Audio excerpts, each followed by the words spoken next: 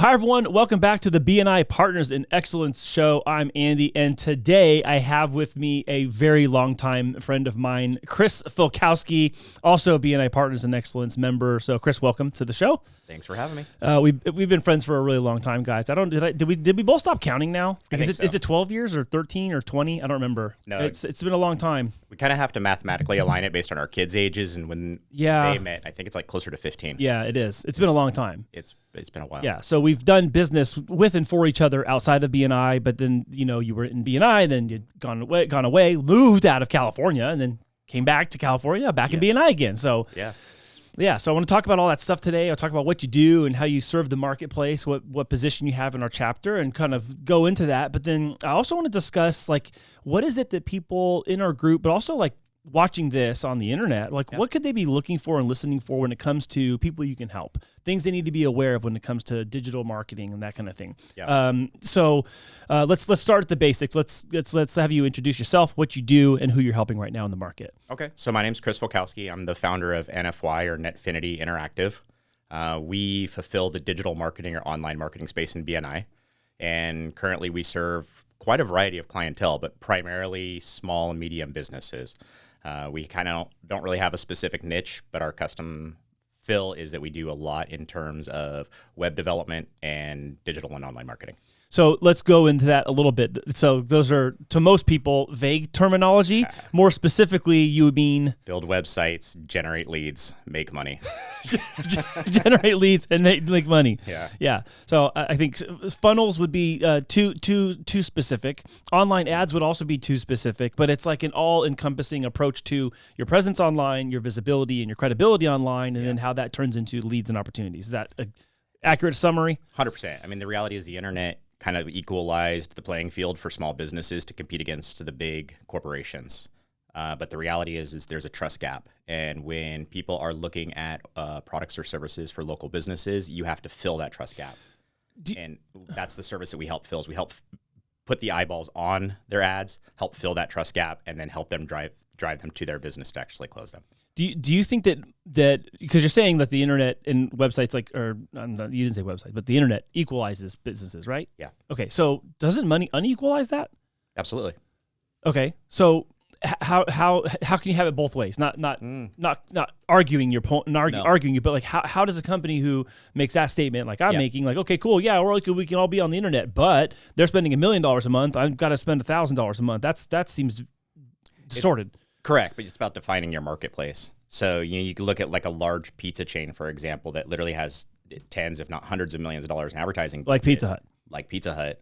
And then you can actually drive it down to the local qualifier or your local pizza shop. The reality is they don't have to compete at a national scale. They don't have to build ongoing branding. So they don't have to spend money on, let's say, coupon books and calendars, where Pizza Hut's probably spending tens of millions of dollars a year. Mm-hmm. A local shop has the opportunity to run more focused, more direct ads in market that specify a very targeted geographic, very targeted customer base, so that we're really going after a much narrower area so that we can compete against Pizza Hut in the marketplace. We're not trying to compete against them in San Diego. We're going to try to compete against them in a specific zip code. Like 91914, 91915, something like that. Like Eastlake, Chula Vista, Bonita. Yeah, drop a dot on the map, draw a circle, say we're willing to, service customers, whether it's through delivery, carry out, whatever, within a 4 or 5 mile radius. Mm-hmm. And the metrics of money and that entire equation changes dramatically. So it's more of I guess in my own terms, it's more of a proportionate play to kind of own the block or own your own corner of the neighborhood kind of deal. 100%. And so by doing so, that does go back to the equalization part of the pendulum, where it's it may seem unequal at this at scale, this really large elevation, but when you get down to the nitty gritty, you're actually locally competing and maybe undercutting, not undercutting price. I'm saying taking business out from underneath them, because you're getting your business to the competitor, and they're getting the order or whatever it is. Yeah, I mean, ultimately, it's a value proposition. I mean, we all know what we get with Pizza Hut. We get something that is defined. It's the same whether I'm here in San Diego or if I'm ordering in Austin or Miami. It doesn't matter. It's always going to be the same. Mm-hmm. But the value proposition we have with local businesses is an actual experience, whether it's quality, whether it's, an overall better experience. Typically price is higher, but usually the quality. The quality is too. Yeah. The quality is higher. Yeah. So the expectation is a little bit faster in terms of like, oh, okay, if I go to a local shop, I know what I'm going to get. And the reality is that these are people that typically are in the community. So if we look at local business ownership, there's a high probability that, your kids go to school with their kids. You know them, whether it's through, you walk into the restaurant, they know you. So that's where the beneficial component comes in. So there's connection beyond the transaction is really what you're saying. Way beyond. So the reality is money in market is not about trying to compete with Pizza Hut, for example. Money in market is mandatory for all businesses that are on the internet. So it's almost more like you're competing against what they're going to have for dinner tonight, not you're competing whether Pizza Shop A versus Pizza Hut. It's more like Pizza Shop A versus hamburgers. Bingo. I mean, Let's be honest. We all know who McDonald's is. And when we look at McDonald's, like personally, I mean, there might be people out there that love McDonald's. McDonald's to me is garbage. But here's the one thing I understand about McDonald's is it's going to be safe. I'm not going to get sick. Okay. The probability of me getting sick is very, very low. However, the quality of a hamburger is like, eh. The reality is there's other locations, local shops or pop-up shops around town that are exponentially greater, that are cheaper. So personally, I'd rather put my money into the local business. So when I see the opportunity, that's the most critical piece here, is the internet equalizes, but it doesn't matter if you've equalized if no one sees you. So we can all go build websites. We can all go have Google business profiles. We can all go do everything, but it doesn't stop there. It's just like a car. Like I can go buy the coolest car on the block, but if I don't put gas in it, who cares? No one gets to see me driving around my cool car. Dang. But that's exactly what it really boils down to. So from a business perspective, you can't have this assumption of if we build it, they will come. I don't care how good your location is. I mean, there's restaurants here in the Eastlake market that I see struggling, and they're in fantastic locations. But the reality is you start to look at what they're doing on the internet, they're doing absolutely nothing. They have assumptions built into, if I have a Facebook page, it'll work. If I have an Instagram account, it will work. Okay, well, hold on. So pause there. Why isn't it working? So let's talk. Let's get into that. Why? Yeah. So you're saying these things. I 100% get it. So why isn't it working then for people? They're not getting the right eyeballs on what they're trying to say. So what they're saying is right. So ultimately, what they're saying is we have a product or service that we know you can benefit from. But what they're doing is their assumption is that if we put it out here, that people will see it. And the reality is let's use Facebook as an example. And we've all seen this. We've all seen what happens. You post something on Facebook in a matter of 30 seconds, poof, it's gone. It's in the abyss. It's gone. Same thing with Instagram. The chance of you actually getting some organic, optimized ad or opportunity is very, very low these days. And the reason is because everybody is doing it. Yeah, it's almost algorithmically impossible. I mean, unless you literally you hit the lottery. But, so I didn't know that this was going to go right here right away. Yeah. But something I've noticed is that if I want something to have more visibility, I'm direct messaging it to people, almost like I'm emailing them. And I'm going to come full circle because you've talked about email marketing forever. And I was like, okay, yeah, email, blah, blah, I delete so many emails, whatever, right? Okay, hold on. I've had a change of heart and a change of mind and a change of dollars because of it. Yeah. So I will admit that I'm going to come back full circle this, Chris. So hang tight. Yeah. So if you just put something on Instagram or Facebook, the assumption is, okay, well, yeah, people are going to see it. They don't see it because whoever else your audience is also following is also they're being bombarded and barraged with all that content too. So the chances of your thing popping up in their feed is just as unlikely as their thing popping up in yours, right? 100%. Okay. And then that changes exponentially based on how many people they follow. Yes. If you follow 10,000 people or you follow 100, there will be an exponentially different experience when you try to put out an ad or you try to put out an organic post for them to see. So the assumption is the problem in this case. You're saying that the assumption is, if I build it, they will come. That's not true. So how do people overcome that? Because we are in this, you spend more, you make more kind of situation. Is that just the easiest answer or is there a lot more to it? Spend more money. Because I know, and I know that's not the right answer because it's not the only variable. But what are you telling these local restaurants? Because let's just stay in that vein. Yeah. What are you telling these local restaurants they got to do? Well, spending money always helps, but it's not the only answer. The most critical thing that I think businesses are failing to do, and this goes back literally since the beginning of time in my career, where if you are not effectively, consistently managing and building a list of the people that are walking into your business or the people you're servicing, whether it's, again, carry out to go, whether it's dine in, or it's delivery, if you're not consistently managing and building a list that creates an opportunity for you to communicate back to these individuals, these customers, then you're literally failing the future of your business.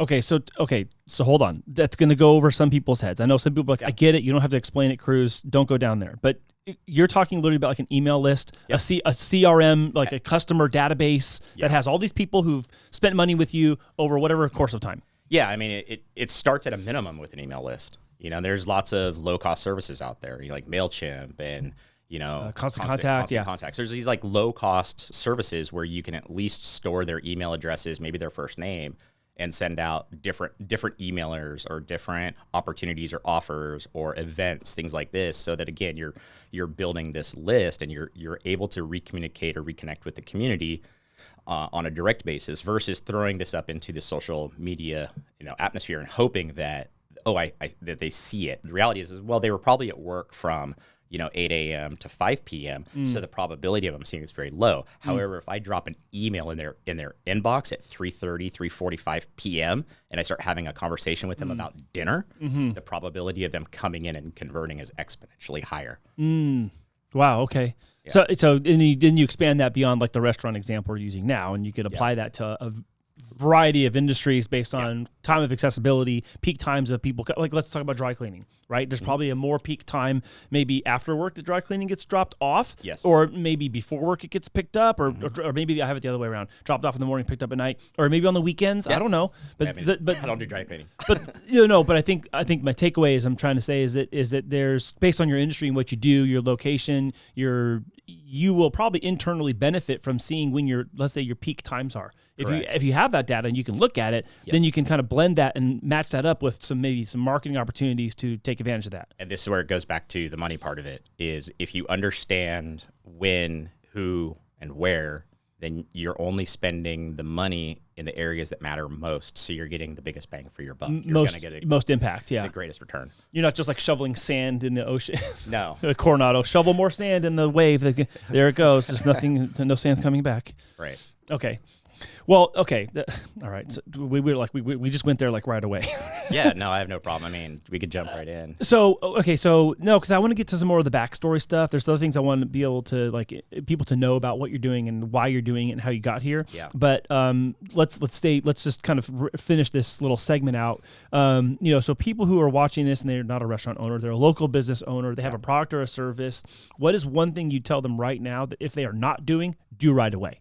First thing is make sure you get a system together to start logging all of your existing customers and to ensure that you have a system to log all of your future leads and prospects. Okay. That is the most critical piece in any business. Without it, you're kind of just throwing sand in an ocean wave and it's disappearing. Right. You're shooting from the hip, hoping something happens, like closing your eyes and hoping you like snatch a bird out of the air or something like that, right? Yeah, and I think it's kind of the nemesis of small business. It's the ebbs and flows. I'm working on, working in. And it's why we see these peaks and valleys. And yeah, we're all guilty of it. But the reality is that once you start to build a data set, what that data set does is it creates some normalization. And when you have that normalization, essentially what you're doing is you're connecting with individuals at the right time with the right opportunity so that you're essentially bringing revenue in on a more consistent basis to your business. So people who are maybe not having that experience and having trouble with that, is that a good person to talk to you? Like, they should reach out to you if whether they're watching this short or this clip or this part of the show. So who is it that needs to reach you? What problem are they having that leads them to calling you? I think the biggest problem, or maybe the thing that's keeping them up at night, is that I know I'm supposed to, and I don't know where to start, or I don't know how. Wow. Because the reality is that if you've been in business, if you've put a single dollar in the bank as a business, you have a customer. Are you managing that customer somewhere? If the answer is yes, where? Oh, they're in a QuickBooks. That's a problem. Because the reality is that's not designed to really engage them on an ongoing basis. Mm-hmm. So I think it's the individuals that know they have data. Maybe they don't know where it all is, and that's okay.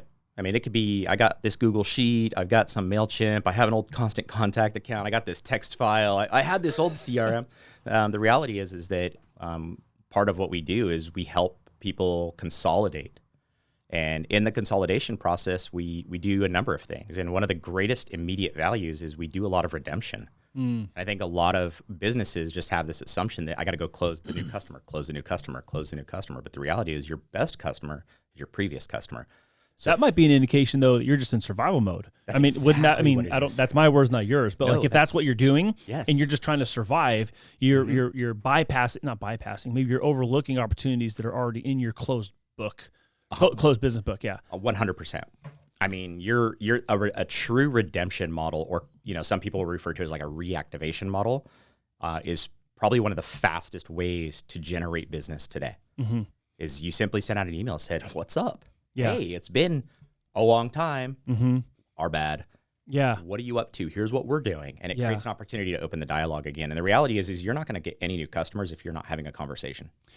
Okay, so that gets us to the email thing then. I guess, I mean, well, for me, I'm gonna go right to the email thing. Like, you've been kind of, beating everyone over the brow about email marketing for a long time. Yeah. I know I get a ton of emails. Yes. I know a lot of those emails I don't look at. So how do you cut through the noise? Yeah, we're kind of, this is where we get a little geeky.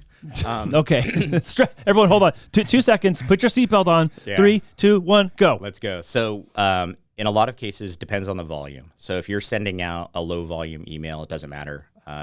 It's just important to keep an eye on what your open rates are if you're looking at things through the brand lens, and then it's to look at your click-through engagement rate. So those are your two most critical pieces. And it doesn't take, again, if you're doing low volume, let's say 1 a week. If you're doing low volume marketing, then you probably can put enough data in your head to know that, okay, when I use this type of subject line, I get a higher open rate and a higher click-through rate, or a higher open rate, a lower click-through rate. So there's always different models of marketing. So one of the most critical things is understanding, like, when you create a subject line, okay, am I trying to sell you something? So is this like a hard sell, like buy now? Buy now, yeah. Or is there like a scarcity component? Or am I using a fear tactic? Like, if you don't, you might. And these are all incredibly effective to drive different types of reactions from the consumer. So we're trying to create some marketing that has some intentionality in the data itself. So once we have this data set, we're able to start determining, okay, what creates the best open rate? And then we start to look at the content itself. And again, I'm a big fan of modularization. So what we say explain that. So basically what we said at the top in the week 1 might be what we say at the bottom of week 2. And we're essentially think of it like sorting the content, because we want to say different things. Like staggered. Different things to different people at different times. Okay. Because what we're doing is we're generating the data. And the data is going to basically help us clarify, okay, well, when we have our call to action at the highest level, our click-through rate is three times greater than when the button's way at the bottom. Why is that? Well, because some people are just lazy and they just want to click the button and see what you have to have. Because you've already managed the trust gap. So they've opened your email, or you've sold them on the subject, they get into the content, and boom, off they go. Okay, so that's like there's some delineation between just sending the same message to everyone all the time, or maybe trying that and then also customizing some to specific subsets of your audience. 100%. Like the people who buy from you more regularly than others, or people who maybe are the oldest, who you haven't talked to in years. You send them something different than the people talked to you in 6 months ago, or like what kind of cross sections are you thinking about when you're describing this to me? But what are some of those cross sections you're thinking about? Yeah, so we basically kind of categorize people in 3 groups: leads, prospects, and customers. Okay. Leads are people that maybe have had brand exposure, and we just know who they are. Not a whole lot of information, maybe just name and email. Prospects are people that have taken another step. Now we know a little bit more about them. In the case, we do a lot of short-term vacation rental lead acquisition. In their case, they may have told us when they want a vacation, what their budget is. So we know more about them. And then obviously customers are people that have given us money. So right out of the gate, the way we speak to those 3 different groups is incredibly different. The first group, we're still soliciting more information. The second group, we're still hard selling or pitching or trying to explore the benefits of why you should, rent here in San Diego or rent in somewhere in Florida. So I think that first you have to look at who you're talking to at the highest level. The second one is to look at perhaps when did they become a lead, a prospect, or a customer? Because the reality is that there are leads that maybe came into a funnel 18 months ago and they've done nothing. The reality is it's garbage. They're not going to ever do anything with you. But it doesn't mean you shouldn't do anything. Because I've always said bad data is still good data. Because it creates an opportunity for us to understand who is not our potential prospect, who is not our potential customer. That's so smart. So you want to be able to know who your customers are and who it's your like customers aren't. Building a profile of your nose. Correct. That's crazy. Yeah. Yeah. This way, and again, so this all kind of really starts to hold on. Do people think about this? Or when you say this to people, do they go, "Oh yeah, I know that," or they go, "Oh my gosh, like I just did"? Yeah. No, unfortunately, I mean, there's a few. I hit a few people who really either get it or who understand, but maybe don't understand the how. How do we accomplish that, or what do I do with that? Or why is it important? Yeah. Why? Well, I mean, I guess it should be. I hope it's obvious why it's important to know who your no's are. But I can imagine that maybe sometimes people don't even think about it. They don't think about it, and they go, "Oh, well, okay." Yeah, I think for most people, it's like, okay, yeah, it's great. We have all these leads that we've done nothing with. It's more like, well, what do we do with it? Who cares? Like, I got this. It's like a bag of trash, that's been sitting on the side of your house for a while. Like, well, do I just throw it in the trash can and roll it out? Like, no. And where the opportunity is this comes back to the ads.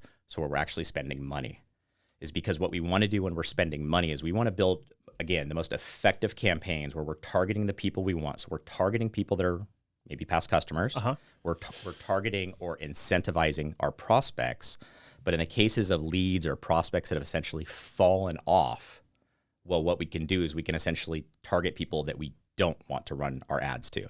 So our exposure in marketplace is shrunken just slightly, but what we're ultimately doing is we're increasing the overall quality of the ad in market. So we're getting a much higher click-through rate. Our cost per conversions drop. Because you're not burning cash on people who aren't going to be your customer. Yeah. That's crazy. Yeah, and I think that's the most critical thing. So when small businesses hear about advertising, they're like, okay, I tried Facebook. I did some of this, and man, it burned through $1,500 in a day, because it will. Like, Facebook's exceptional at spending money. However, this is true. Spending your money. Spending your money. but the truth of it is that it's like, well, that's because you just didn't have it set up right. And so for some of the really old school marketers, like guys that I've known for 15 years and like even last like a decade ago, we all like joke around about the good old days of Facebook advertising when like a 10x return was like the normal. Yeah, God, that's so crazy. Yeah, but the reality is, and I tell everyone, I'm like, well, you have to remember, Facebook's a publicly traded company. They have a fiduciary responsibility to make money. To their shareholders first. Yes. Right. So ironically, it's very difficult for them to say they care about their business customers first, when the reality is they must legally care about their shareholders first. And don't get me wrong, there's still plenty of opportunity and money to be made on Facebook. But how you do it really matters now than the way it used to. Bingo. Dang. Okay, that was super nerdy. I like that. I'm not sure if everyone else did, but that was super nerdy. So the people who are maybe having a problem with, okay, I don't have a CRM, I'm not managing my database, I don't know who my old customers are, I'm not marketing to them, or I could be marketing to them, I don't know what to do. Maybe those are good people to talk to you, to contact you. 100%. Okay, so I will leave Chris's description, contact information in the description box below, but I want to kind of pivot to kind of how we got here, because I know we're having like this, I'll say like right in the market, in the present conversation. I want to talk about like the threat of AI and the evolution of that in the context of this, but I want to start with where you came from, because you've been doing NFY Interactive for 25 years. You just had your 25th anniversary. Which is crazy, because you must have started the company when you were 10, you're 35. Just kidding. We're flirting with 50. Is that our friend group now? We're gonna call it. Hey, what do you guys call your group? Flirting with 50. Yeah, flirting with 50. That's so close. Okay, so let's go back and let's talk about where you started. Like, how did you get into the whole internet game? And I'm just saying the internet game because 25 years ago, we're talking 1999. We're talking about the turn of the 2000. Yeah. How did that even start for you? So right out of high school, I went to work for a trade show exhibit company. A buddy of mine owned it, and I had actually worked with him since I was like 13, 14, selling like canopies and different things in the outdoor space, primarily at the Del Mar Fair. So we were at the Del Mar Fair, and I was pitching like, hey, come check out this canopy. And so I go way back with him, and he gave me this opportunity. I started in the warehouse, and there was an incredible intrinsic value to that. And I didn't understand it at the time, but what it was is I not only learned, but I mastered the product. I knew everything about every product, about all its strengths, all its weaknesses. Since we were in a warehouse, we had a lot of different customers. So I was able to see what our competitors had, what they didn't have. And it really set me up beautifully to go into sales. Wow. And so I was literally fresh out of high school, and he's like, hey, dude, you want to do sales for me part-time, and you'll warehouse part-time. I'm like, yeah, I don't care. I'm like, you're a kid. Yeah, I get paid, right? Yeah, right. Is there more money? Potential for money? Yes, yeah. So he literally gives me this, like, I mean, I'm not even kidding. Again, but here's the value. An archaic CRM. We're talking like black screen, green letters. Yes. It was dope with internal email communications. Like DOS. Oh yeah, barely. Dude. Yeah. But here's the reality is I was able to start cold calling past customers. And the pitch was, hey, we know you bought a trade show booth from us on blah, blah, blah this year. Have you taken a look at it? Do you need any repairs? Is there anything that we can do? And we got a huge new influx of business. Wow. And after that, it got me comfortable talking on the phone. And basically what happened is then I went into this full sales role. Huh. And from there, I started to actually cold call very large companies. And that's when we started to land, like, we got Qualcomm. Back then, there was get out. Yeah, we got Remedy Intelligence Staffing, which back then was one of the largest staffing companies in the country. It's like early 2000s? No, this was in the mid-90s. Oh, midnight. Okay. Yeah. Oh, I'm sorry. You're talking about high school. Sorry. You're talking about high school still, yeah. Yeah, and then Mission Tortillas. And then oh, my gosh. You remember them? Yeah, yeah. Of course. Here's one I'll tell you. Guess Jeans. Yeah. Someone brought up Miller's Outpost the other day. I was like, what? Miller's Outpost? Who was that? We were talking the other day, right? My wife worked there. Because Summer was working at Miller's Outpost. I was like, wait a minute. Someone just talking about Miller's Outpost. Yeah, it was Summer. It was Miller's Outpost. That's hilarious. Yeah. So, and then basically this was like the 90s. Yeah. This was 96 when we all had dial up and AOL. And, I basically started kind of playing around with the idea of selling stuff on the internet way back then. And I went to my boss. Wait, what? In the 90s? 96. Like, were people actually selling stuff on the internet? Or you were like, I have this new idea. We'll sell things online and people will trust it and buy it. I thought like there was this massive trust gap.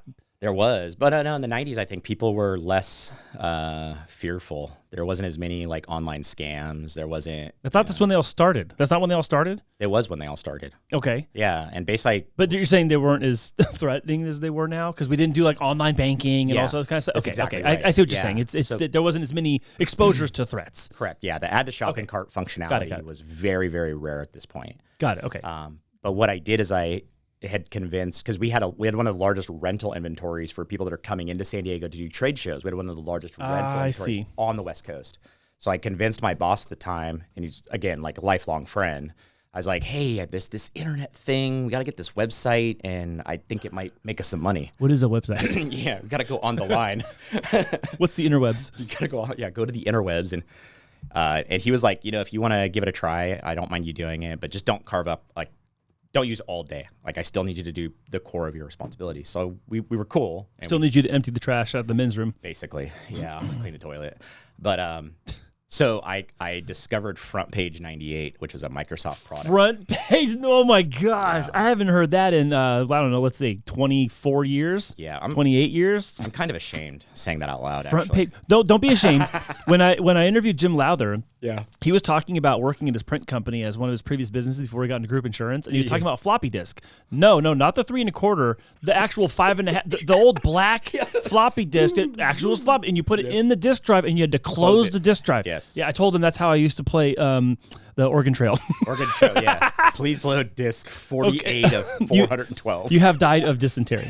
Again. Okay, so go back. Front Page 98, totally forgot about it till you just mentioned it right now. I'm like, oh my gosh, I remember that. Yeah. So that's crazy. Yeah, so I went to like a bookstore and bought a Front Page 98 book. Okay, what's a bookstore? Yeah, right. Yeah. Back in the day, and I vividly remember it was like a $38 or $40 book. Mm-hmm. Okay, and again, I'm like, man, that's what college books cost. Dang. And I'm thinking okay, this is a huge expenditure, but I'm really pumped on this. I want to do this right. So I bought it. So the very first web technology book I ever bought was Front Page 98. And I'm building this website out for this exhibit company, and I'm like, okay, well, I gotta put it somewhere. And no one really knew. And back then there was a company called Internet Express. They were huge. Like, they were all over. They had AM Talk Radio. Never heard of it. Barry Diamond, Diane Brandis. I got to know them very well. They're really, really cool. Cool. I didn't know about that. So the other day when I mentioned my oldest client, it's actually Diane Brandis. No. Yes, okay. Shoot. Okay. She's actually still my client today. That's how. No way. Yes. And they've been with you for like what, 20 years? 20 of the 25 or something like that, you said? I met her in 1998. Yeah, but you didn't have Netfinity at the time. So I actually had another company called Nirvana Design, and we okay. So again, I'm still named after the band, probably. Totally. No. And you're a teenager, so Teen Spirit, Nirvana Design, Internet, Chris, here we are. Internet Express, Diane. Yeah. No, but so basically, this is back in like 97, 98. I'm working at Hauser and Associates, which is the exhibit company. And we build this website out, and I meet Diane through Internet Express, and I said, hey, I got to get this website up. And I met their lead technician. They're like, we can host websites, but we've never done front page. So they had to figure all this stuff out for me because it required all this, like a whole new server architecture. Oh my God. So we got it working, and their team was super cool, and we all like got along. Like we all just connected instantly.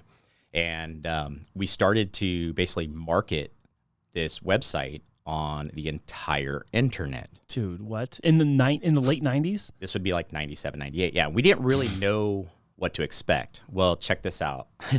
It exploded, and like we doubled the size of our rental inventories. Like we had to buy more stuff. So hold on. When you were saying you advertise it on the internet and like to all of the internet, like was there any segmentation of like the United States or North America? Like it was just all the internet everywhere for everybody? Basically, yeah. And there was really like, and back then. So like a satellite in space just beaming down the ad to like the whole planet? There was no ads. There was no paid ads back then. What was it you were advertising? It was all organic. And organic, okay. I was like number one on Yahoo and Netscape. What? Remember Netscape? For rental?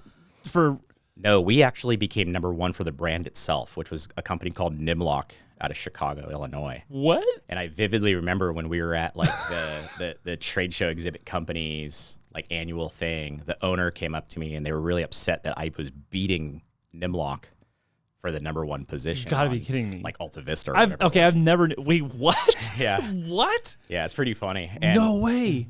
And so basically I was like, dude, you're a bigger dork than I thought. Yeah. I've known this for a long time, but dude, this is a whole new level of nerddom. Yeah, I know. Well, dude, I mean, come on. Dang. Let's okay. Go. I'll take you on an adventure. I'm surprised those headphones fit on your massive head. Massive. Yeah, whatever. No, I'm not the brains behind. Girl, you should see my forearm shrink with that right click. My right index finger's so strong. You know how many times I've touched that keyboard? Yeah. But, dude, what? Number one? Okay. Yeah, so we were number one. So basically, I began to realize, like, whoa, I might be onto something here. And remember, well, yeah, I was already wanting to get on the internet through like AOL web pages back then. So I was like, well, maybe I should do web design. And so I just threw this web page up, and I needed the name of a company. So I registered the domain nirvanades.com. nirvanadesign.com. Wow. And the whole idea was not the band Nirvana, as much as I loved Nirvana back then. It was really about trying to create an experience for people where they didn't have to think through the process of web. Because as you talk to people back then, it was like, whoa. What did you say? Yeah, exactly. And the very first customer I ever got was, and I'll never forget these Brian Jennings. He was a professional surfer. He and a buddy had invented this thing called the clam. And it was basically something that you could epoxy into your surfboard to store your store your stuff. No way. Yes. What? I didn't know you were part of that. Yeah. We've known each other for a long time, and I didn't know that. I've never heard this story. That was my first customer ever, and check this out. So I charged him like $300 to build his website. I know what you're talking about. Yeah. Oh, really? Yeah. Yes. Yeah. I totally know what you're talking about. That's crazy. You helped them get that to the internet or like online? Yeah. Went on the line. On the webs. Yep. We went on the webs back then. Dude, that's crazy. Yeah. New level of respect with Andy unlocked. Let's go. Dude, that's super cool. Yes. Yeah. So we started there, and then like I charged him like $300 because no one knew what to charge back then. Sure. And I finished. Well, back then $300 meant something. Right. Yeah. Now it's like coffee and a biscuit. Yeah. I thought it was $300, wasn't it? I think it was like $185. Yeah, that's a grande. Yeah, it's $2.99. Oh no. Yeah. I added sugar. So. Oh, extra sugar. Yeah. $305. Forget about it. Yeah. There you go. But the funny part is, so I went home that night. I knocked the website out. It was done the next morning. And I'm like, I'm gonna be rich. Well, yeah, kind of. That wasn't far off. I was like 19. I know, but I'm also saying that's not far off from being true, because when you figure stuff like that out in an industry or in a vein of business that is like pioneering a novel, you are like the thing. Yes, dude, that's nuts. And the reality is, so again, I'm still just Nirvana Design back at this point. Netfinity was not even a twinkle in my eye. And basically from there, Brian introduced me to his dad. His dad was one of the big like tax guys, consultants here in San Diego, ran AM ads. So I helped build their website. And again, there's almost literally, there's basically zero competition in market. And people start looking for web stuff. Well, I need a website. I need a whatever. Yeah. And then I ended up closing a company up in like Ocean Call side. And again, I remember all these companies because they impacted me so greatly. So it was a company called Versaform, and they did metal fabrication, metal forming, and extrusion. And the crazy thing is that like he knew my uncle because my uncle was in a very similar space. So he trusted me instantly. He's like, you know, if you're, I think I know your uncle. And so there's a benefit of having a crazy last name like Fialkowski. Well, that's a pretty common name. Well, I mean, maybe. No, it's not. It's a pretty common name in your family. It's very common if you come over on Christmas morning. If you come around and have a family gathering, everyone's a Fialkowski.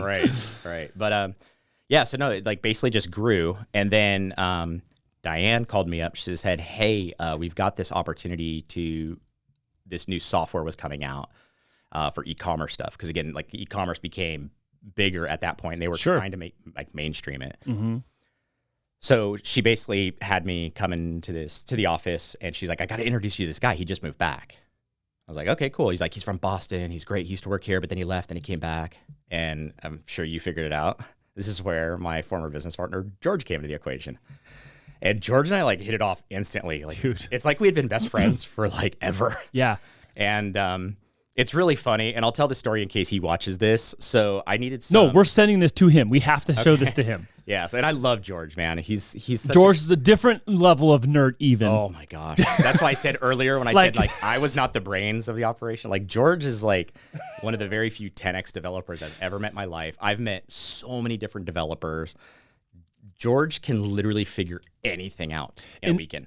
I'm going to say this in the most endearing way possible. George is like the epitome of like code, of like the apex of code nerddom. Like when you are so good at what you do that you don't remember if the cup of coffee next to you is from today or yesterday because you are so focused on maximizing what you're doing and owning it. And literally, you know, if it has a black X on it, that means it's a bad coffee.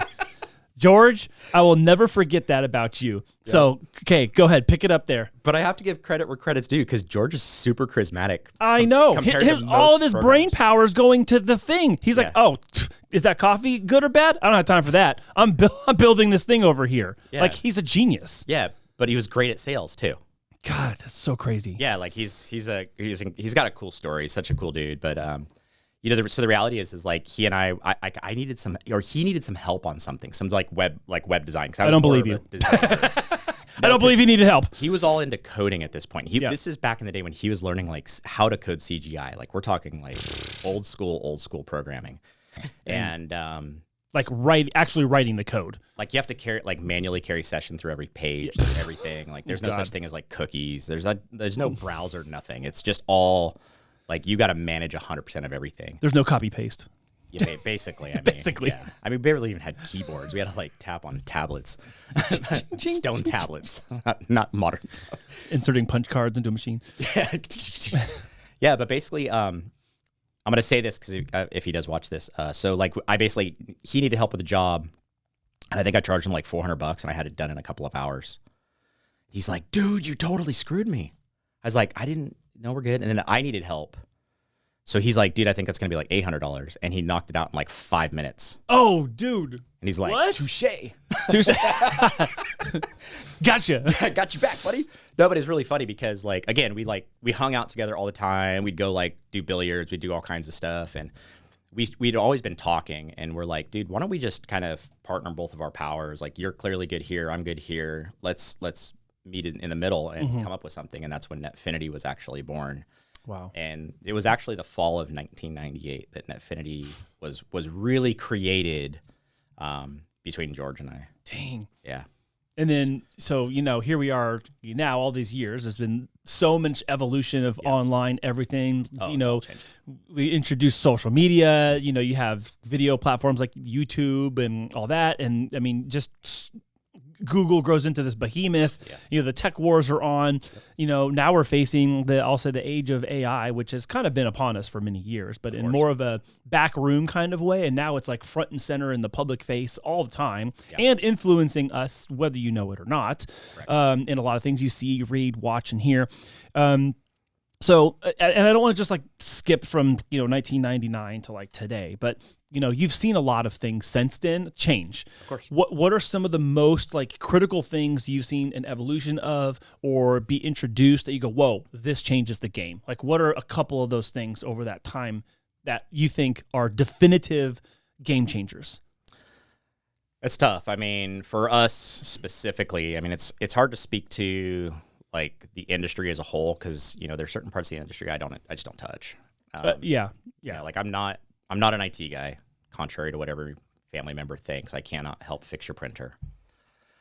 We are very much just web people. I would say things that changed our business, PHP. Oh, wow. When the PHP coding language came out, I remember the funny office conversations, disagreements, and arguments about there's no future here. We should build our own. And I don't let's just build our own. Yeah. Okay. Oh, we did. We actually built our own processing. I know, which is another level of nerddom. Yeah. Well, we've been around for a while, but I think that the biggest shift, if I was to say what was like a fundamental shift in the industry, it was two core things: WordPress. I knew it. I was going to say WordPress. He's going to say WordPress. Yeah, WordPress was probably the number one. And when WordPress came out, it was a blogging platform, and a lot of people right. don't remember that WordPress has been out for a really, really long time. Yeah. And when it became a page-driven content management system, it changed everything. Yeah. Because in some aspects, it made our job harder because there are people that can't use WordPress or shouldn't use WordPress. But then they're in a certain arena, it made our job much easier because there are people where WordPress is an absolute perfect solution. Well, so, and maybe some people won't make the same analogy that I'm about to make and tell me if it's wrong, but in a similar way, Amazon did something very similar where they were online selling books and then they just started selling everything. WordPress was doing blogs, and then they're doing page builds and web dev. And you're like, they took this initial thing because they had basically indexed that clientele. Yeah. They had all the information, and they were like, oh, we can just convert and also expand to this thing. And now there's this gargantuan entity inside all of the internet. You have like, what, 10% or I don't know what percent of sites are now hosted on WordPress or built through WordPress. It's like some massive number. I believe it's more than 50% now. Oh, I'm over here 10%. 10%. Yeah, it's ridiculous. Hold on. Maybe my coffee has a little less caffeine today than it should. And it may even be significantly higher than that now. Okay. So I figured you were going to say WordPress. What's another one? So it's kind of a yes and this and that. I mean, obviously eBay changed things because eBay is what opened up the at-home seller. Mm-hmm. We would also have to look at like PayPal because PayPal is what created the solved their problem. Yeah, solved their payment problem. Yeah, I gotta give people money. Right. So eBay created the kind of the at-home seller. Mm-hmm. And then the thing that amplified it, and it's kind of hard to narrow it down, but I can hit the one that everyone knows, and that's Shopify. Because Shopify essentially gave everyone the capacity to build an e-commerce store. Mm-hmm. You have to realize back in 2000, like no one could do that. Right. Like we built a handbag e-commerce store. It was like one of the very first e-commerce stores in like all of Southern California. Mm-hmm. The learning curve was horrific. Like it was painful. Because you were building it, right? I mean, it wasn't like it existed and you're like, I want that thing that already exists and does its function. You had to like create all the functions, right? You have to create everything. Yeah. So you're like literally IKEA building. I'm gonna say IKEA building. You're like, you get the box. You're like, oh, look at all these pieces. Oh, there's only 400 steps. I'll be done by noon tomorrow. Yeah, right. No, I mean, that's basically what it was back then. It was kind of like you had to just, and there was no documentation. Mm-hmm. Like today, if you run into the problem, I just go to Google and say, yeah, there's an answer. Yeah. There's always an answer. Back then, you just had to figure it out. But like what Shopify did is essentially, it already gives me a headache and I didn't do it. Yeah. But Shopify essentially put an incredible tool in the hands of anyone that wants to sell on the internet. Mm-hmm. And it's easy to use. So where do you rank the introduction and the evolution of social media and all of that? Because I understand on the business side, you're like, okay, yeah, WordPress and Shopify. Okay, I get that. eBay and PayPal. But like, where do you position social media as a heavyweight among all these other things you're mentioning? Well, there's actually one that there's two others, but social media is one. There's one more before social media. That was paid advertising. MySpace. MySpace. I never had one. I didn't either. Maybe I do. Someone go see if I have a MySpace. Yes. I don't think I do. Hey, if I do, Andy. I don't know who it is. Yeah, it's when he had hair. There was some guy on Twitter for a long time. When you type in my name, Andy Cruz, and he was like a police officer, and like his off-duty hobby was like he was like a salsa instructor. I'm like, that's not me. I mean, first of all, that's not me, and second, he had hair, and so like that's 0 for 2. Has my name, is owning this top spot on Twitter. I'm like, all right, well, I'm gonna do something else because I'm neither one of those things. I don't dance salsa. Sorry, guys. Chips and salsa all day. All day. Mission tortilla. Let's go. Let's go. All right, go back. You were saying paid ads. Paid ads. Okay, so that was a game changer. Huge. It changed everything. Okay, well, because then that ends up feeding the system more money to make more things, and then giving business exposure to sell online, and kind of like self-insulating the whole ecosystem. Bingo. It basically created an opportunity for people that had to now get more eyeballs, and they're willing to pay for it. Again, you got to remember, this is back in the day when stuff was dirt cheap. You know, we could create conversions. What does that mean? Tell me what you mean dirt cheap. Pennies. Pennies for what? Thousands of views or millions? Let's say, so in the insurance industry today, you're going to probably pay between $60 and $90 per click. Per click. Click. Okay. Click. $60. Click. $60. Not even a lead conversion. No. Okay. Yeah, back then you probably paid about 70 or 80 cents. Yeah, so that's that. And again, it's two things. Obviously, the volume, adoption of people using it. Sure, yes. Everything proportionally. Yes, I get it. But here's the reality. If people are willing to spend $60, it means it works. Dang, dude. And it's hard for people to swallow that one. Yeah. But, you know, we worked in the insurance space. And when you have an acceptable cost of conversion set at $185. Acceptable cost of conversion? Yeah, well, you can't just look at like how much money did I put in my pocket I know. today. I know, but I'm saying sorry. My reaction is not because I think that's a lot of money. It's because my reaction means that if they're allowing that much money for an acceptable cost of conversion, that means the value of that thing you're selling is worth a lot more. Yes. Yeah. Yes. And so paid ads changed, I would say, the internet period, because essentially what it did is it gave. Like before, we were all trying to advertise through, like, we did a lot of like banner advertising back then. Oh my gosh, yeah. Yeah, like that was really common. Yeah, that's right. So there's a lot of, I remember seeing those. Yeah, print advertising was really common, and trying to drive people to the web. Because again, there was some basic systems out there that had like some rudimentary paid ads, but like when Google came, it changed everything. Like everything. So Google, who started paid ads though? That wasn't Google. I know Google's now like the king of paid ads. Actually, are they the king of paid ads, or is it Facebook? No, Google. Is it Google? I don't know. Sorry, I'm gonna get blasted in the comments. Oh my god, I'm gonna get so murdered in the comments. But no, I mean, don't get me wrong. Facebook is. I mean, when you start, you're splitting hairs at tens of billions of dollars. Well, that's why. That's why. Again, I'm admitting I don't know. Actually, I didn't know we were gonna go down this rabbit hole. But okay. But I don't remember the first one. I want to say I do remember Yahoo was big. So Yahoo had a paid engine. In fact, they used to actually charge to kind of speed up the indexing. And I think you paid like a couple $100 and your website would be indexed in a much shorter amount of time. Yeah, like a faster refresh rate. Yeah. Is that like a better way? Is that not a better way? Is that's probably the incorrect way of saying it. The technical. Hire this guy. Don't look at me. Call Chris. Yeah. Call Chris for answers to your internet questions. Yeah, but none of that exists anymore, so it doesn't matter. Right. But what I'm saying is paid was probably like when we're talking like earth shattering, that was one of them, and then social media would be the next one. Because what social media did is obviously, I would say MySpace is, I mean, there were platforms before MySpace, but MySpace is what blew it up. Well, yeah, because there were still forums and like online chat spaces. Like AOL had communities you could like talk to and interact with and all that. And you had a profile and people could like... You had name yourself. And, Yeah, exactly. So, but MySpace is what changed how. But then when Facebook came along, they redefined the why. And I think that is probably... the reason that social media has essentially, like, for better or worse, it is intruded on every aspect of every part of our life. You know, we pick up our phone now more than ever before. Yep. And we're looking at social media. We're looking at Instagram. We're looking at Facebook. Some people are Snapchat, TikTok, whatever it is. Yeah. You touch your phone more than any other device in your day. Yes. Unless you're like a long haul truck driver and you're holding on that steering wheel for 8 hours a day. No, and I'll shout out to long haul truck drivers. No, they're touching their phone all the time because all the brokers are calling saying, "Where's my freight? Where's my freight?" Yeah, so decline. Yeah, those guys will say like, "Oh, you get freight." Like, yes, I do understand freight too. Yeah, but, we didn't even go into that, man. Freight's a whole different like beast of you owning the internet, dude. It's like a podcast on its own. Oh my god.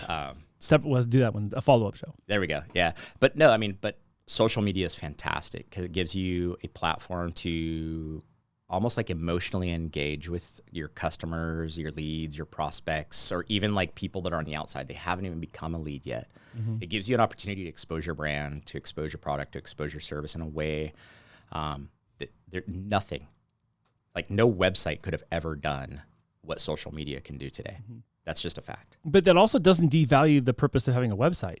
No, the website is the bottom of the funnel. Well, yeah. Okay. So in the context of like, I'm going to bring this like in BNI terms, right? We talk about the VCP model, the visibility, credibility, profitability. Mm-hmm. So like visibility, and you're saying in the beginning of the show, you're like, hey, you can't just, put a Facebook page up and have visibility and then hope that money comes out the bottom of the funnel. The credibility part, a lot of times I'm seeing that the credibility part is coming in two methods. Social media, yes. Are you who you saying you are, and can you do what you're saying you do? Yeah. And then do you actually exist in a physical space or in a trustworthy space online, such as having a website, reviews, documentation, or whatever. Yeah. So I think the combination of those two things ultimately end up to being profitable for most people. Yes. But you have to have the visibility and the credibility. Visibility comes through more of the social media nowadays than the website only, but the credibility comes from both. And I'm seeing that like, do you have a YouTube channel? Yeah. Do you have social media accounts? Are you there regularly? Are you posting consistently? And are you who you're presenting? Is that the same person as who I am meeting? Yeah, exactly. And there's almost like a handoff in that credibility phase. The handoff goes from that visibility. During the credibility, social media is almost handing it off to the website or to the restaurant or to the local business that I'm walking into. Mm-hmm. And that's where the profitability that kicks in. Well, because the website part's important too. Because I'm gonna go back to Google and your paid ads comment and how you can you focus and you really kind of centralize who you're looking to market to locally on the local level, like corner to corner, owning the block. Yeah. You have to be online. You have to have a website. You're not going to have a Google My Business or whatever they call it. What do they call it now? Google Business Profile. Yeah. They change it every month, just so I say it wrong. Every month I say something like that and like, oh, it changed a month ago. Thank you. Yeah. I don't keep track of that. I still call it Google My Business. Good. Me too. Yeah. So it's equally important, even though they have completely different functions. Well, not completely different. They have some complementary functions, but some standalone functions too. Bingo. Yeah. That's exactly right. Yeah, I mean, they're very complementary, but they also have some unique factors that allow businesses to actually create visibility, build trust, to generate profitability. So I want to make a hard pivot because I want to make sure that we talk about what all this means in the context of BNI Partners in Excellence and your position in our chapter, like who's missing in the chapter that would be a good complementary referral partner for you. So let's go like hard cut right to those things. So in BNI Partners in Excellence, you were in our chapter. Mm-hmm. You took your family and your company out to Texas for many years, and then you came back to San Diego. So you're back. We love having you back. There are good complementary businesses that are good sources of referral for you, and you would be a good referral source for. Let's talk about some of those people. What industries are good for you to have in that room to help drive incoming business to you? Yeah, I mean, specifically for BNI and the structure, I'd say one of the biggest ones would be a printer. A printer. Oh, like a physical printer, like magazines, photocopies, flyers, that kind of thing. Yeah. Okay, why? Because they interact with mostly small businesses on a regular basis, and there's a lot that we can do that complements both the online marketing as well as, hard mail, direct mail, door hangers, whatever it is. There's a way to make both of those have, we'll say, more oomph. Okay. So interesting. It's not only the value that both of our entities and companies can bring to a customer, but it's the fact that they have customers that they could refer to me and vice versa. I have customers that I can refer to them. Got it. Okay. That's good to know. So right now we actually don't have a printer in our group. So we're looking for a printer. We're looking for a printer in our group. Okay. Yes. What's another one that maybe I don't know about that would be a good like connection point for you industry wise? Coaching. So business coaching? Business coaching. Okay. Yeah. And a lot of that has to do with business coaches that seem to be on the front lines of developing the trust matrix and really being able to talk to business owners about like where do they want to go. There's always business owners that would love the idea of a 3 to 5 year exit, but most people are just like, man, right here, right now. I just got to, it's already big enough, hard enough. Okay. So business coaches can essentially start having conversations where we're able to help maybe walk through what it might look like or what it could look like for the business owner. Okay. And vice versa. There are customers that we run into where a business coach can bring a huge value. And we may not be the right fit. Well, so I'm assuming they already have a voice of credibility in the client's eyes, right? They're already consulting a company owner or a CFO or a CMO or somebody who's in the position that they're trying to make effective changes inside the company or grow and scale and whatever. Yeah. And so they already have earned that trust to then refer someone like you to help with the part that maybe they're still not functioning as healthy as it needs to be online. Yeah, and I mean, it really boils down to, our company doesn't just go in and start saying, okay, let's build ads, spend money, get leads. No, we actually look into the business. We have a pretty significant due diligence process where we understand what your goals are, where are you headed, where you want to be, what part of your business is just kind of crappy. Well, yeah, okay. I'm glad you mentioned that because I can imagine that sometimes people just think, oh, if I could just go talk to Chris and they plug that thing in, then my problem's solved. But you have to go scrape back some layers and go, is what you're asking of me actually going to solve your problem? Because maybe it won't. Yeah. I can imagine that sometimes it doesn't. They just think it will, but it actually doesn't. Yeah, just bolting software on or a new tool or whatever it might be doesn't mean that if you just do this, it's all good, and I get leads now, and now I get more money. It's not like that. There's a lot of business acumen that goes into the process to make sure that we're actually processing data properly. We're looking at who the leads and the prospects really are, and we dig pretty deep into a lot of businesses. I mean, sometimes there's things that we might have to share that a business may not want to hear. But the bottom line is that we're basing all this on the data that maybe they're not looking at, they don't know how to look at. But on almost every case when we've said stuff, they've all said, yeah, we've kind of known, but we didn't want to address it. And what it really boils down to is what they're mostly saying, we didn't know how to address it. Yeah. And that's fair. We all have our strengths and weaknesses. I don't do my own bookkeeping. Yeah. I don't file my own taxes. I'd probably be in jail. Yeah. you know? So I think that's the biggest difference. You really have to understand that if we're going to do this, does it actually add value? Yeah. So are those hard conversations for you to have or no? No. No, they're easy. Yeah. Yeah, because it's truth. Well, yeah, I'm not assuming that I'm not assuming it's easy, I guess, but I'm saying maybe, yes, it's true, but I think that's sometimes hard for people to hear. Right? Or am I just projecting that? Because I can imagine that. Okay, look, put myself in the position of the company. I'm asking these questions. I'm hoping you can help solve these issues. I'm hoping maybe you can help me increase sales and this and that. Yeah. But then I have to think that there's a disappointing part of hearing the truth that maybe I overlooked and then I, maybe didn't, So I don't drop the hammer on people. You screwed it all up. It's your fault. 'Cause that doesn't help anybody. I don't care what has been done. I care about where we're going. Where we're going, yeah. Okay. That's all that matters. Yeah. And the reality is if we can all come to kind of a common understanding, then we're going to have an opportunity to do some really amazing things. Okay. So basically, you're going to have these hard conversations with people. They're truthful, but sometimes they may be, let's say, maybe inconvenient, but they need to be had nonetheless because the person might be asking you these questions, hoping you could be a solution to the problem, needs to understand that maybe it isn't, or maybe it is, but there's still going to be something expected of them along the way. Yeah, I mean, in order to move forward, you kind of have to just focus on what needs to change. So you're a professional deliverer of difficult but truthful news. Yeah, I am. Absolutely. I've gotten really good at it over these last couple decades. Yes.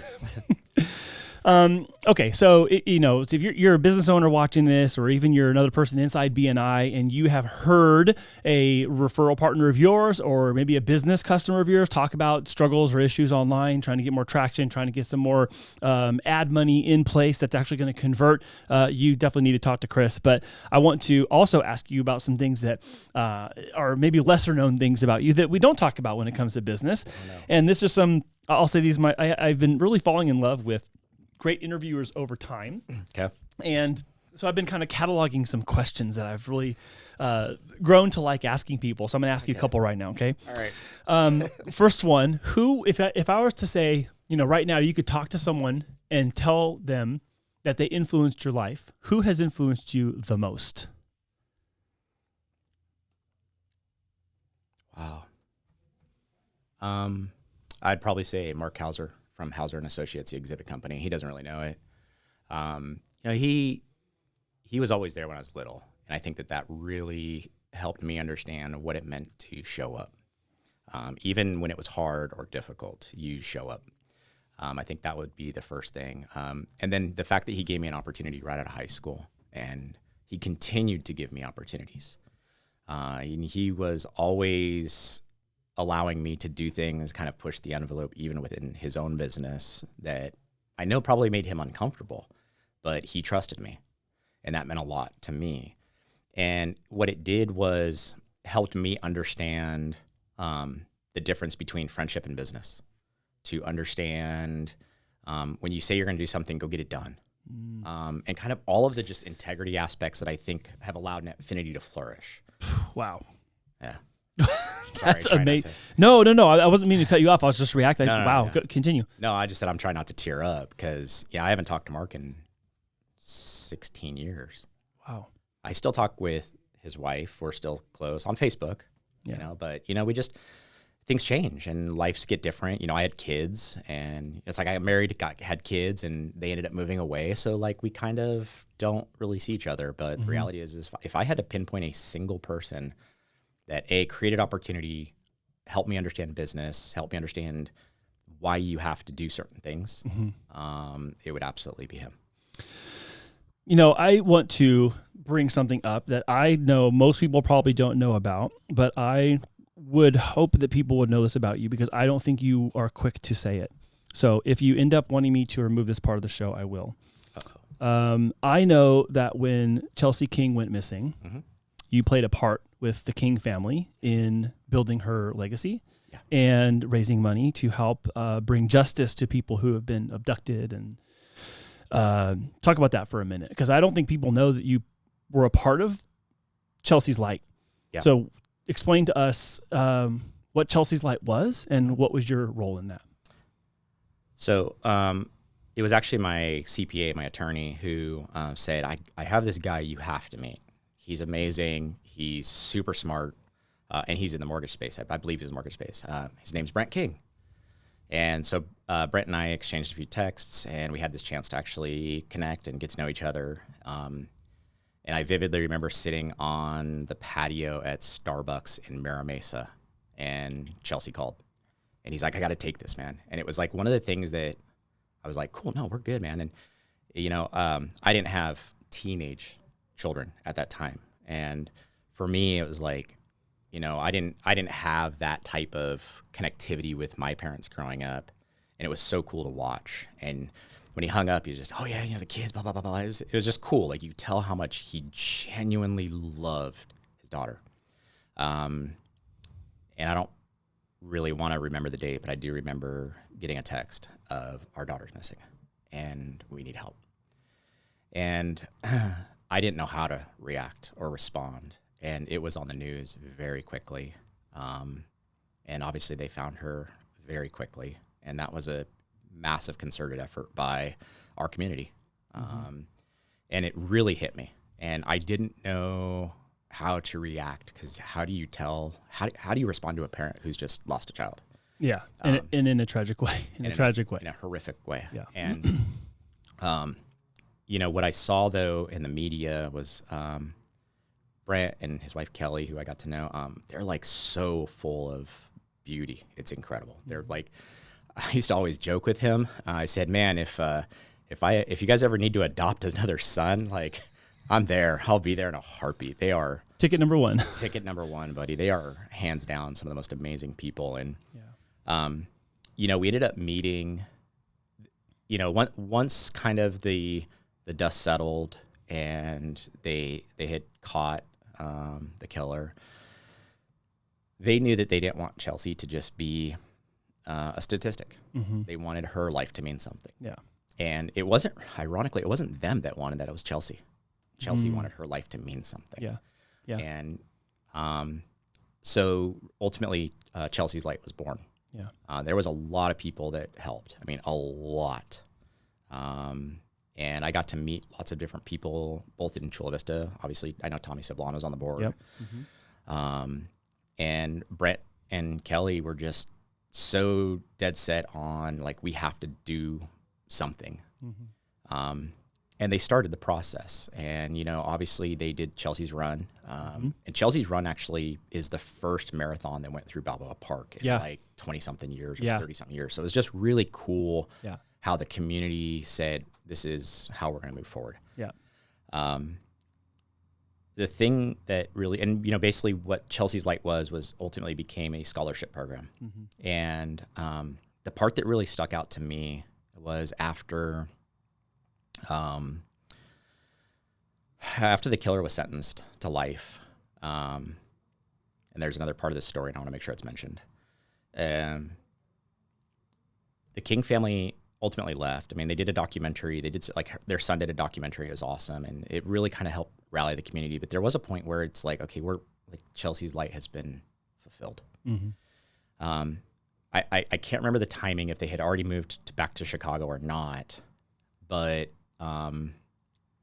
they essentially worked with, I believe, the DA to cut a plea deal with the same killer who killed Amber Dubois. Right. Yeah. And the exchange was, he was going to let them know where she was buried so that their family could have closure. Right. And what the King family had to say was just stunning. And ultimately, I think one of the most powerful things I learned, and unfortunately, I don't think it's going to change until we figure out how to eradicate evil from this world. And it was simply, we have to stop naming laws after our dead children. And when I heard that, that like punched me in the face, because he's right. We have to do better as a society. We have to do better to protect our children and the most vulnerable in general. Yeah. And if we're not going to do certain things, then that outcome is never going to change.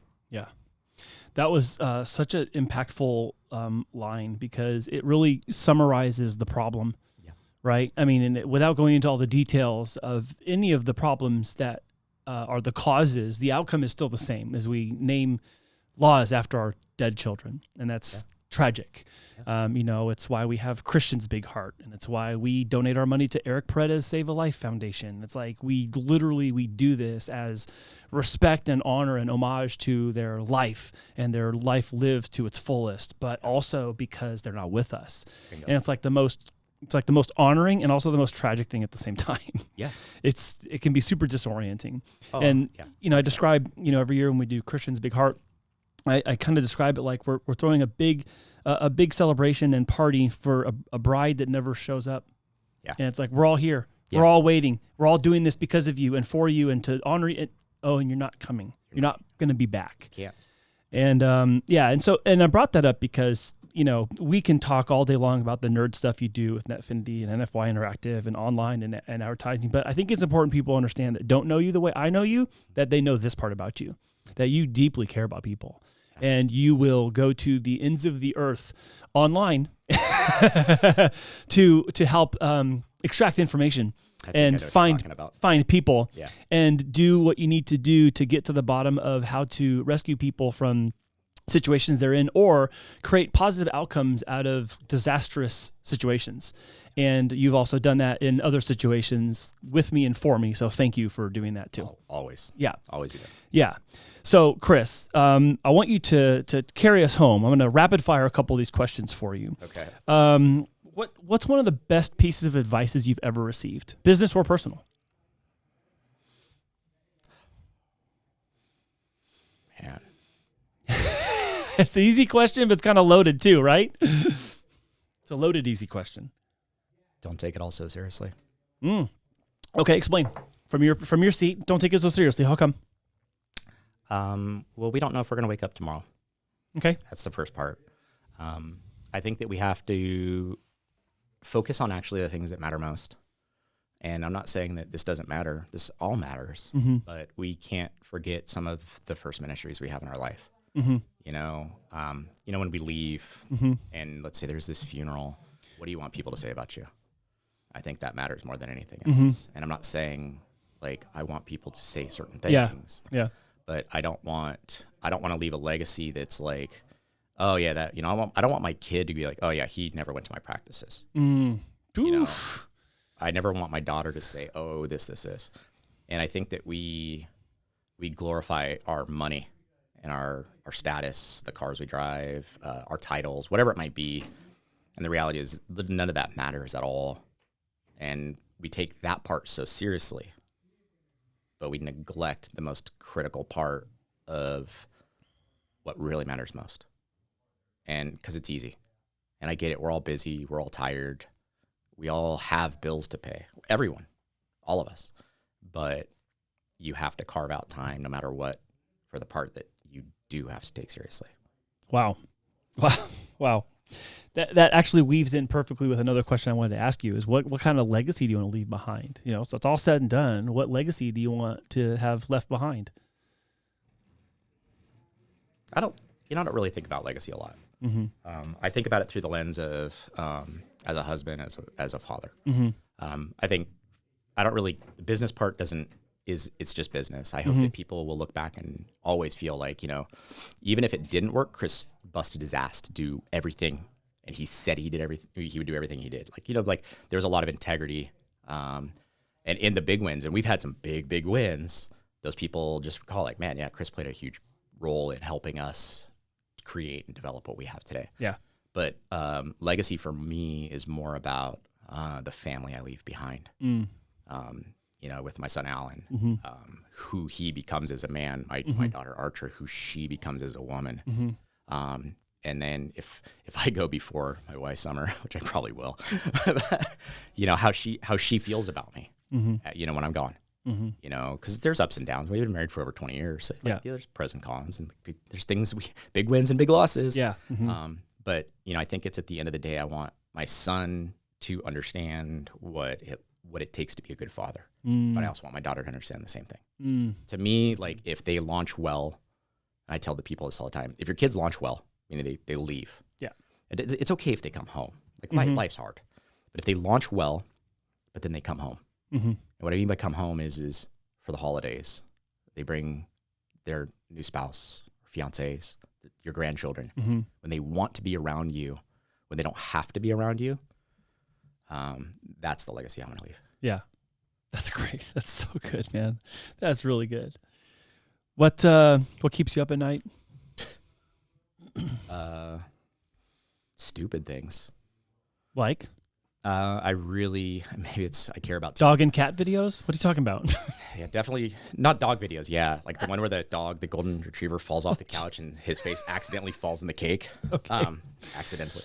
No. You know, I think what keeps me up at night is the am I doing right? Am I doing well?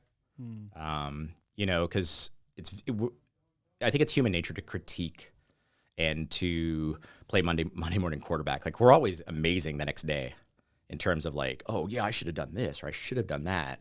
And I think that's probably my biggest thing is I internalize information in a way that then creates multiple paths. So I don't look at like A/B models. I'm like A, B, C, D, E, F, G, all the way through the whole freaking alphabet. And I start appending it with numbers. So I think that's what keeps me up is I analyze things very, very deeply.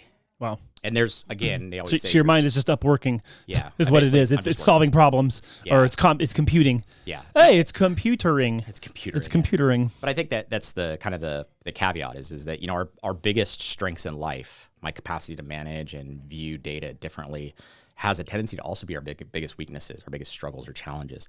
Because yes, I'm very good at mathematically looking at a business and defining it, but then I'm also very good at being incredibly critical about how I said something or what I did or what I didn't do or how I reacted. So there's a big awareness component of that, self-awareness component of that. Okay. That's what keeps me up at night. Wow. Yeah. I don't think I knew that. I mean, I could probably surmise some of that, but I don't think I knew like that was going to be the answer. I didn't think that was going to be the answer. I thought I was going to be solving all the internet's problems. No, I'm just kidding. Yeah, I'll never do that. I'll never do that. Okay, so you're in a coliseum or a sports stadium with 100,000 people, and you get to stand up to the microphone and thank somebody. Who are you thanking? Yeah, now you're gonna make me cry. My brother Brian. He's always been there. You know, I don't talk about that. I got really sick and almost died in 2000. Actually, while building the business. And I actually went deaf. I couldn't hear. And I wish I had kept the note, but I remember I couldn't hear the doctors. I couldn't hear anything, and I was so scared.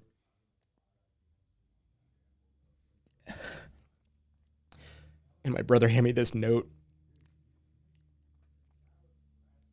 And it said, "Don't worry, bro. We got this." And that carried me through some of the most difficult years of my life. Pain that I can't even comprehend today. Yeah. And he's crazy. I love him to death. He lives in Georgia now. He moved in 2019. I've been able to see him, but I haven't seen his wife or his kids as much. But it's crazy. When I see him, it's almost like zero time has passed. Yeah. But, my brother, he's always kind of been my rock. The person in my life when everyone else was saying, like, dude, you're stupid for dropping out of college. You're crazy for starting a business. Brian was the one that was like, dude, go. Yeah. And he's just incredibly, he's the smart, I don't know if he's the smartest of all the brothers. I think maybe Taylor's got that tag now. But Brian's scary. They don't think it's you? Oh, God, no. Okay, well, now I'm learning something wrong with your brothers, too. They don't think it's you? No. Oh, geez. Okay. Well. All my brothers are like weird smart. I know that, but they don't think it's you? No, I think I'm like the black sheep. Okay, whatever. Like, oh yeah, he's that guy. No, but I think they all just said that so they don't have to say it's you, even though they know it is. No. Whatever. But sorry, back to Brian. Yeah, no, so it's just he is the guy who, it's crazy, man. And Brian, like, dude, that guy, his life story is hilarious. And like, you look at where he's at, just like, it blows my mind. But it's little stuff. Like, he's the guy, we'd be out in the desert, he'd crash, and like 5 days later, he'd finally go to the ER and like, dude, you broke your collarbone. He's like, oh. Yeah, like, he's just tough as nails. Is that why that hurts? Yeah, no, he's literally like, he's tough. He's like, he's built out of steel. Oh my gosh. And he's always seems to be having like just crazy stuff go on, but he always seems to land on his feet. And I think a lot of that has to do with the fact that his priorities with certain things are very much on lock. But I think for me, he's the guy that if, there's very few people I know that if I picked up the phone and said, "Dude, I need you now," like, I know you're one of them. Yeah. There's a couple of guys in this community that are, but my brother Brian would literally like, and he's got some Jaguar that goes like, I don't know, it's like 800 horsepower. So he'd probably drive like 200 miles an hour to the airport and get on an airplane and fly here. Yeah. I know that. Right. Like, I know he'll always be there for me. Yeah. I think he's my rock. Yeah. Whether he knows it or not, it doesn't matter. Do you think he knew the impact of that note when he passed it to you all those years ago? No, because, is that at the moment, was it just like a gesture of like, okay, we got that, we're gonna stand together kind of thing? I don't think anything scares my brother. Oh wow. I think it's what it really boils down to. That's what that's it. Yeah. So I think for him it was more like, dude, I don't care if like they gotta like, take your head off and put a new brain in. Like, they'll figure it out, bro. We got this. they got this. They got this. Like, and I think a lot of it has to do with what we had been through. Like our childhood, our life, our just growing up. We just had a point where it was just like, we got this. Wow. Yeah. That's profound, man. Yeah. It's why. What a great answer. Why it made me cry.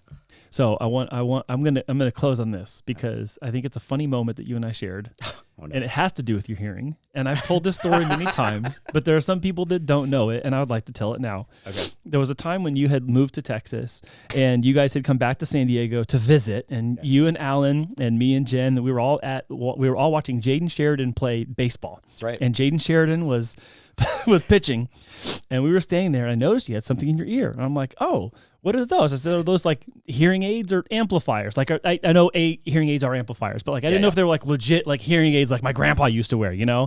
Because they've changed over these years. They used to have a big old battery in the back, and they're not like that anymore, so I didn't know.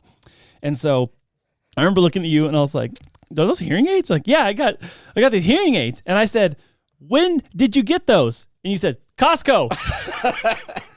Yep. And I looked at you, I was like, clearly they're not working. Yep. When did you get those? Costco. Yeah. It was definitely like, and I'll tell people, like, and especially people with the hearing aids, they don't necessarily like amplify enunciation. They just make things louder. So your brain still like processes information. Well, they're clearly not making linguistics any better because I said when and you thought where. So that was hilarious. I love that moment. I'm sorry. I tell that story a lot because it's funny to me. It's something personal that we share at your expense. Yes, I know, but I love it just because it also, to me, it reflects the funny nature of our friendship as well, because we've known each other for so long and so many serious things have happened in our lives, and so many things that are just so so stupid and comedic. Goofy. Just dumb time. So thanks for letting me share that. But we're gonna wrap because we got to wrap this one up. But I want you to say a final word to people who may have heard about business networking and they don't know what to make of it. And you've come and gone from BNI because you moved and came back again. You know, you came back for a reason. What would you say to encourage someone who needs to come check us out on Wednesday mornings and come be a part of our meeting? What would you tell them? That's a great question, man. I think that, and it's hard because I'm going to speak to specifically Partners in Excellence because I've never experienced any other BNI groups. I know some of the others have. I think that the opportunity to connect with other people that are either operating their own businesses or play a critical role in maybe the business development, sharing challenges, but also working through and sharing solutions, things that they've accomplished. And we talked about that trust gap earlier. And I think what BNI has done for me, and we're up to 32? Yeah, right around there. Yeah. Is I have more than 30 people that I have confidence that if I refer my family or friends or even business associates or clients, that I know they're going to be really, really well taken care of. It's almost like the group from a networking perspective wants to go above and beyond to help each other. And I mean, the whole giver's gain mentality is so clear. So I think if there's somebody sitting on the sideline and saying like, this business networking thing, like, oh, it seems like a big commitment. It's not. It's once a week. You get fed. You get fed. Like an animal at the zoo, like throwing you food. Sit there. They will throw food around the room. Yes. We'll feed you. No, but I think it's a come and see. That's great. I think it's a come and see because I think the reality is that sometimes you need to see it, understand it, experience what's happening. I mean, the reality is, I'm having different one-to-ones with different people. Some of these people I've known for over a decade because of either past experience or just through the community. Some of these people I'm just getting to know for the first time. So you just have this opportunity to connect with other people that are probably having very similar challenges. But then you build this massive sales force of people that are out there listening. And when they hear somebody say like, oh man, I got to replace my water heater and I got a quote and it was like $1,800. Like I got a guy and I'll tell you, like, if he tells you it's $1,800, it's $1,800, you know, or whatever it is. You just go down the list of the people that are part of the group. So I think the first thing is to come and visit, come and see, experience it for yourself. And I think that people that have that opportunity and are ready to bring value into the group, they will get significantly more value out of it. That's amazing. Yeah. That is true for me. Given a lot of referrals, lots of hundreds of thousands of dollars of value. And yes, I've also had hundreds of thousands of value back in return, but the amount given is far surpasses the amount received, but I don't care because it's not a tit for tat. No. Sometimes I refer a referral that's pretty substantial and it is definitely a much higher price tag than what I offer in video services. Right now I'll say, we have a member who's building a garage conversion and a second story and an ADU in the back of my cousin's house on the west side, Chula Vista. Yeah. It's a $300,000 job. Yeah, I'm not booking a $300,000 30-second Facebook ad for video. So there is some difference of value based on your category. So I definitely see that as true for me. And again, I'm saying this as a point of reference, not a point of comparison. 100%. Because depending on your industry and what you're doing, like it can be very lucrative. So great point. I'm glad you said just come and see. That's a great way to close us out. So thank you all for watching and listening to Chris's interview today. If you need to contact with Chris directly, his contact information is in the description box below. And if you want to come and hang out with Chris and I on Wednesday mornings, our meeting starts at 7, but open networking starts at 6:45 down at the Chula Vista Golf Course in Bonita. Yes, Chula Vista Golf Course in Bonita, 4475 Bonita Road, where you'll find us every Wednesday, 7 o'clock a.m., 6:45 for networking. You can stay even afterwards for networking. Come and have breakfast with us, join our business networking meeting, and hopefully you can increase your referability as well. And we look forward to seeing you on another episode. Thanks for joining us, and we'll see you next time.